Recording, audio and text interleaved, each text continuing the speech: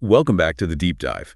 We know you want the key takeaways on complex topics fast. And today, we're diving into something you've flagged, the potential downsides of offshore wind. That's right. We're looking at a new Government Accountability Office report, a related congressional press release, and a news piece summarizing it all.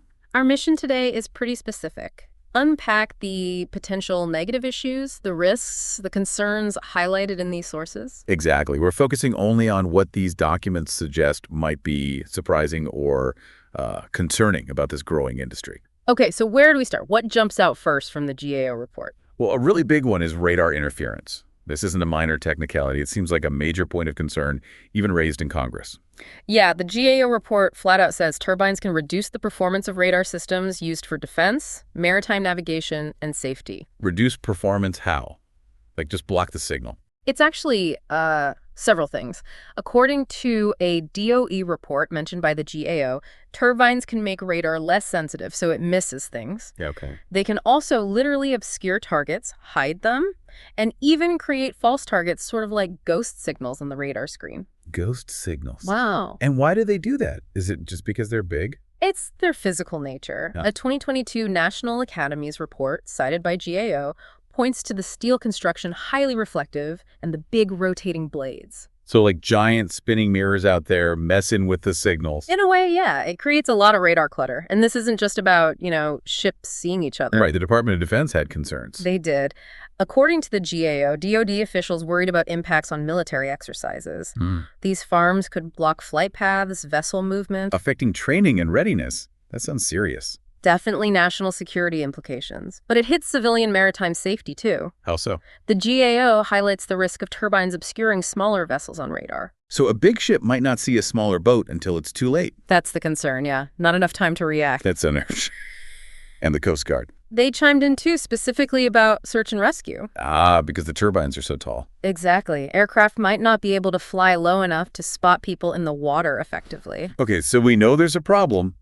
Are there solutions, fixes for the radar issue? Well, this is concerning. The congressional press release points back to that 2022 National Academies report. Yeah. It basically said that mitigation techniques for marine vessel radar hadn't really been properly investigated or deployed yet. So the problem was identified, but the solutions weren't quite there. Is that right?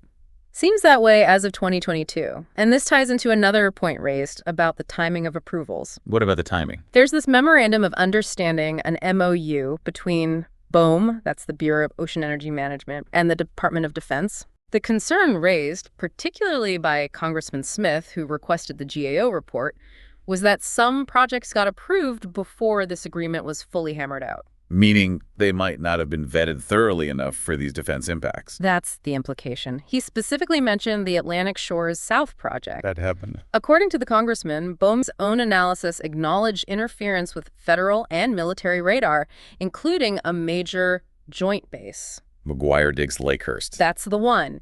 Yet BOEM apparently issued the full approval before the new DoD agreement was finalized. Huh. That does raise questions about the initial process.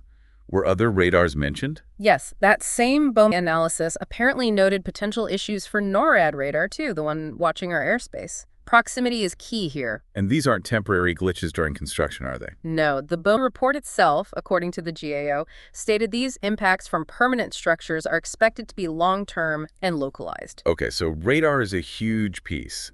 What else did the GAO report dig into on the negative side? A whole range of environmental and ecological concerns. Remember that panel of 23 experts the GAO convened? Right. They stressed there's still uncertainty about long-term cumulative effects. It really depends on the specific project, location, size, type. Makes sense. What are some specifics?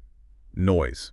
Definitely noise. Underwater noise, both from the initial surveys, those geophysical scans of the seabed. Mapping the ocean floor. Right. And then the big one, construction noise, especially pile driving for fixed-bottom turbines.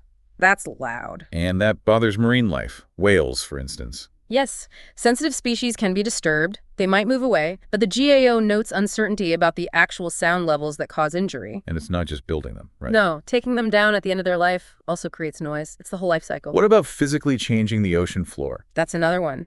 Installation obviously alters the seabed. A DOE project mentioned by the GAO suggests this could displace some species. And let others move in. Potentially invasive species, yes. And this disruption is a worry for specific fisheries, too. Like scallops. Exactly. The GAO report mentions potential disruption to scallop populations that need a stable seabed. Okay, what else environmentally? Cables. Underwater cables emit electromagnetic fields, EMFs. Some marine life can detect them. The cumulative impact isn't well understood yet. And just stuff falling off, pollution. Marine debris and pollution risk, yeah. Hmm. Oil leaks or parts breaking off. The GAO mentions a blade failure off Massachusetts where fiberglass washed ashore. Wow, so structural integrity is a potential issue too. It seems so. Yeah. Then there are hydrodynamic effects. Changes to the water itself. Localized changes in temperature, turbulence, maybe nutrient levels. And bigger picture, there's concern about regional impacts on ocean circulation, upwelling. Things vital for the whole ecosystem. Exactly. Cited a National Academies study and concerns from West Coast stakeholders. What about all the boats needed to build and maintain these things? Increased vessel traffic. That means more noise and potentially a higher risk of ships striking large marine animals. Is there evidence that's happening? A New York study suggested the traffic increase might be small overall. And importantly, NOAA Fisheries says there are currently no known links between offshore wind activities and recent large whale deaths. But it's a risk factor being watched. Okay. Any other environmental risks? Entanglement. Yes. Low risk directly from the cables themselves, apparently, but a higher risk of animals getting tangled in debris snagged on the underwater structure. Secondary entanglement. Right. And floating turbines, which are different, might pose more risk with their mooring lines. And birds. Bats. Collision risk, especially for seabirds flying near the blades or during migration. Less is known about bats offshore. And we don't have much data on this in the U.S. yet. Limited data, yeah. Few projects operating so far, and monitoring these impacts way out at sea is just hard. It really paints a complex picture of potential environmental downsides. It does. And many of these tie directly into the next major area of concern, the fishing industry. Yeah, that seems like a recurring theme in these reports. What are the core issues? The most direct one is losing access. Fishermen being restricted from their traditional fishing grounds because they overlap with the wind farm lease areas. And some types of fishing are more affected. Definitely. The GAO specifically calls out scallopers. Their gear dredges can easily snag on cables or structures. For them, losing access means losing income, period. It's not just being kept out, is it? It's also about safety near the turbines. Absolutely. Safety concerns about operating close to these huge structures. And then there's insurance. Harder to get, more expensive. Potential for increased costs or even being denied coverage altogether for fishing near wind farms. Floating turbines might add even more risk there. Okay, access, safety, insurance. What else for fishing? A really critical one is data quality for managing the fisheries themselves. How does that work? Well, NOAA relies on surveys, like bottom trawls, to count fish and assess stock health. If they can't survey properly inside these large lease areas, The data gets skewed. exactly, you get gaps, inaccuracies, and fisheries managers told the GAO this could force them to be more conservative with quotas. Meaning potentially lower harvests for everyone, even outside the wind farm areas. That's the concern, yes. It impacts the whole management system. Is there any plan for compensation for these losses? There's something called the Fisheries Mitigation Project set up by East Coast states, but the GAO notes concerns about its long-term funding and, crucially, how fishermen can actually prove their historical fishing activity and losses in specific areas over decades. This is complicated. Very. Now, shifting focus slightly, but related, are the impacts on tribal resources and the whole consultation process. Right, the GAO report highlighted significant issues there too. Yes, starting with potential harm to submerged sacred sites. Ancestral lands, artifacts, maybe even burial sites underwater now. Precisely. Seabed surveys and cable laying pose a direct risk to these incredibly sensitive areas. Beyond physical sites, what else? Disruption of viewsheds. Things like sunrise and sunset views that have deep cultural or religious meaning for ceremonies. Turbine lights on the horizon could interfere. And access for tribal fishing. Same issue as commercial fishing, potential restriction from traditional grounds. Plus, the added pressure if other displaced fishermen move into tribal areas. And it affects their role as stewards of the ocean. Yes, potential harm to marine life, which often has cultural significance, impacts their stewardship responsibilities. But the biggest issue seemed to be the consultation itself, with BOEM. That was a major finding. Widespread reports from tribes that the consultation is inconsistent and often not meaningful. What does not meaningful mean in this context? Concerns that consultation happens too late in the process.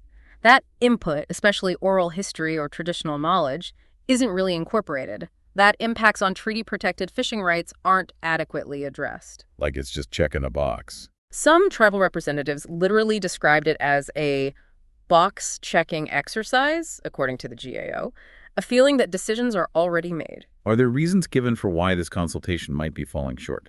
The GAO points to limitations in tribal capacity funding issues, the sheer volume of technical documents to review, and a lack of trust in the contractors BOEM hires. So the result is projects moving ahead without fully considering these cultural sites and concerns. That's the conclusion suggested by the GAO's findings based on tribal input. Okay, so issues with radar, environment, fishing, tribal consultation. Yeah. What's the last major bucket of concerns? Oversight gaps. Problems within the federal agencies themselves, BOEM and BC, the Bureau of Safety and Environmental Enforcement. Like what specifically? We already heard about tribal consultation. Yes, that's one gap.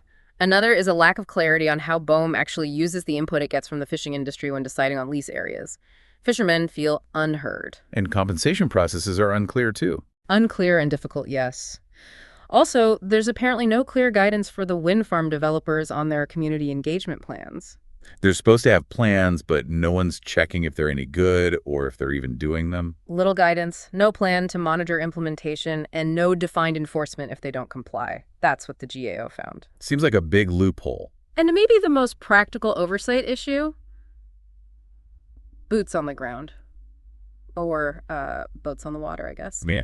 Insufficient resources, specifically a lack of a physical presence for BOEM and BC staff in the North Atlantic region where construction is actually happening now. So not enough people nearby to monitor things closely, engage locally, or respond quickly. That lack of presence limits expertise, engagement, and responsiveness, according to the report. And finally, environmental monitoring. A lack of clear, standardized requirements for how environmental impacts should be monitored and how that data should be shared across different projects. Making it hard to see the big picture, the regional effects. Very hard. You can't easily analyze cumulative impacts without consistent data. Okay, let's try to pull this together. We've hit on major concerns. Radar interference impacting national security and maritime safety. A wide range of potential environmental harms, many still uncertain, from noise and habitat changes to collisions and water circulation impacts. Significant economic risks and access issues for the fishing industry, plus data problems for managing fisheries. Deep concerns about protecting tribal resources, sacred sites, and ensuring truly meaningful consultation. And finally, critical gaps in federal oversight, from resources and community engagement to data collection. Which leaves us with a final thought, really a question for everyone listening. Given all these potential risks and documented concerns from the GAO and others, what are the most critical questions we still need answers to? And maybe more importantly, how should those questions be addressed? How should these risks be managed as offshore wind development keeps moving forward? It really forces a hard look at balancing our renewable energy ambitions with these very real potential consequences.